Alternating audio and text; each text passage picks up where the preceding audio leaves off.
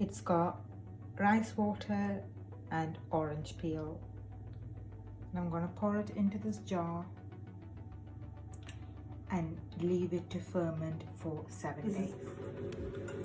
This better be worth it. Hello guys, so I YouTubed rice water method and I found across two really similar recipes and that looked interesting. So I thought I will try this on my hair and let you guys know how it goes. Hopefully this review is useful to you guys and maybe test it out. I have made this thing. It is rice water with orange peel, fermented for 7 days. So I'm gonna pour this in my head and see how it goes. A brush, pot or something, a ball, and so it's gonna comb my hair. So this is how my hair currently. Comb it through thoroughly so there is no knots or anything.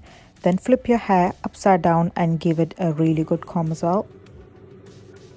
Okay, so what I'm going to do is I'm going to use the inversion method and pour this all onto my head.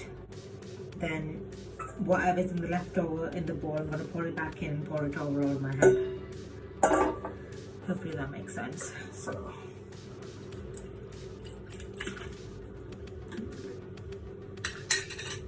it smells like orange. So let's get started, guys.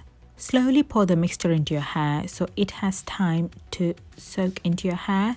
Gently massage in as well so you will have blood circulation flowing and that's good for hair growth. As you can see, I'm pouring whatever dripped out of my hair into the jar and back in my hair. It took me 7 days to make, so may as well use every single last drop onto my hair.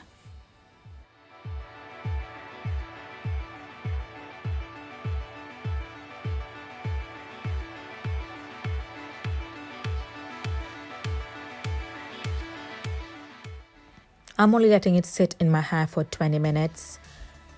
As I never used this recipe before, I'm just gonna do 20 minutes and see how my hair takes it. But if you want to try it as well, I would say leave it on for probably 5 to 10 minutes and see how your hair reacts and take it from there.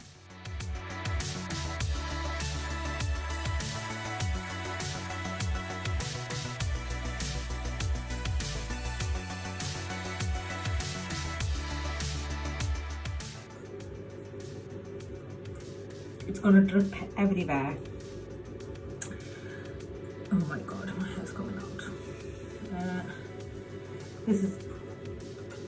This better be worth it. To be honest with you, this feels like I have to put a hair mask on.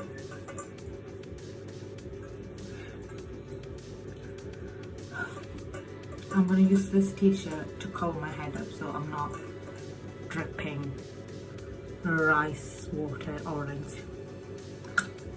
So in my video it says no shampoo, no conditioner. As you can see, I tied my hair up so I'm not dripping anywhere. So let's get this washed out from my hair. In that video she's only using water to wash it out, so I'm doing the same as well. But if you want to really wash it out, you can use shampoo and conditioner as well.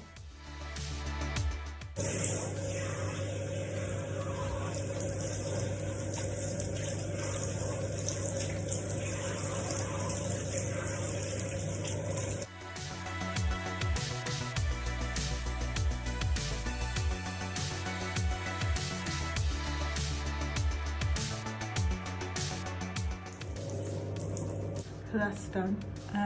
I'll let you know how it goes.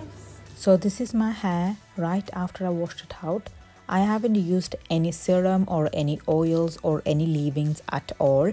So I wanted to see how naturally this would turn out. So that's how it is.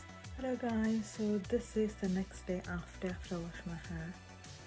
So as you can see, it's a little bit greasy at the top here and a little bit greasy up here, maybe because my fringe is thinner. But the frizz has calmed down and it's a lot smoother than before, but my hair usually is really frizzy nearly at the mid, so for you so you can see.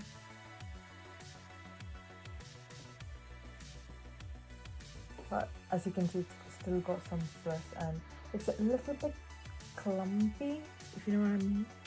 But overall, I think I will do it probably once a month rather than doing it like once a week or something like that. Yeah, so I would say I would use it, but I will not use it as a shampoo and conditioner. Next time I'll use it as like a pre-shampoo treatment, then wash it out with the shampoo, because my hair does feel thicker and it does feel softer, but I wouldn't say it's soft as when you wash with a shampoo and a conditioner.